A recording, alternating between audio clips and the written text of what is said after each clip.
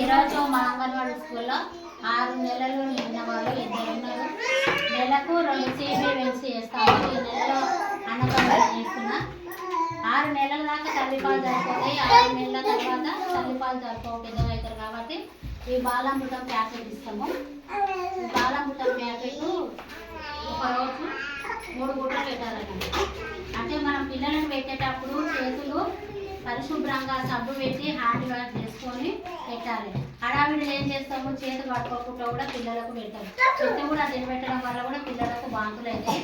గిన్నె కూడా పిల్లలకు ఒకటే గిన్నె పెట్టాలి. ఆ గిన్నె కూడా మంచిగా సబ్బు పెట్టి క్లీన్ చేసి పెట్టాలి.